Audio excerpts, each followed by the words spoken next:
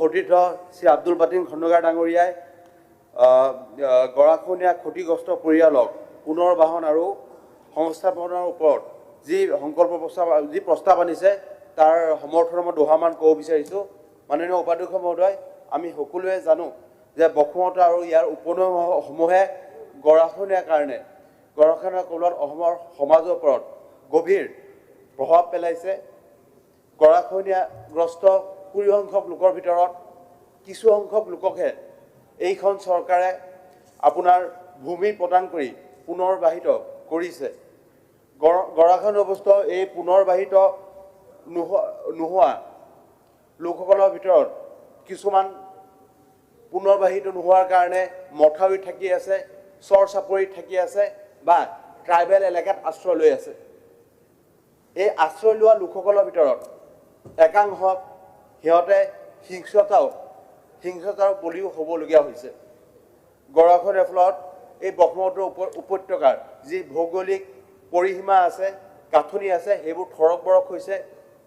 মাননীয় উপাধ্যক্ষ মহোদয়, কৃষিভূমি ধ্বংস হোৱাৰ ফলত এই গৰাখহনীয়া পীড়িত খেতিয়কসকলৰ দিন মজুৰি কৰিবলগীয়া হৈছে আৰু বহুত লাখ লাখ নিবনুৱাই বিভিন্ন বহিৰাজ্যত গৈ পেলাই আপোনাৰ নামমাত্ৰ পইচাৰ কাৰণে মজুৰিৰ কাৰণে কাম কৰিবলগীয়া হৈছে।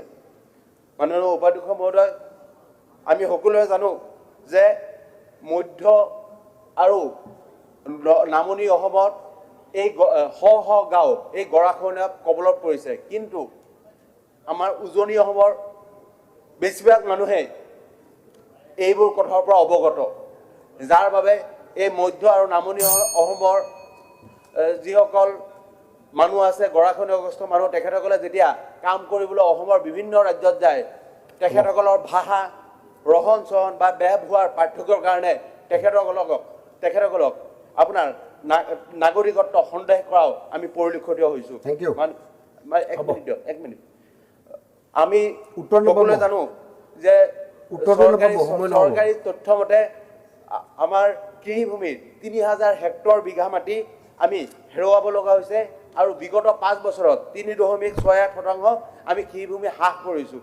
ইয়াৰ লগতে 16খন জিলাত বিগত 5 বছৰত 9158টা পৰিয়াল গৃহহীন হৈছে। কৃষিৰ ভূমিতে নাইও আমাৰ সেই বহুত মানুহৰ মাটি ভেটি হেৰুৱাবলগীয়া হৈছে। তাৰ ভিতৰত আমি যদি চাওঁ, আপোনাৰ মৰিগাঁৱত মায়ঙৰ 2টা গাঁও, 1338টা ঘৰ, লাহৰীঘাটত 1238টা ঘৰ গৃহহীন হৈছে। সেইধৰণে বৰপেটা, নগাঁও বা বিভিন্ন গৃহহীন হৈছে। গতিকে এই গৃহহীন হোৱা লোকসকলক যাতে সংস্থাপন দিয়ে তাৰ বাবে চৰকাৰক মই অনুৰোধ জনালোঁ।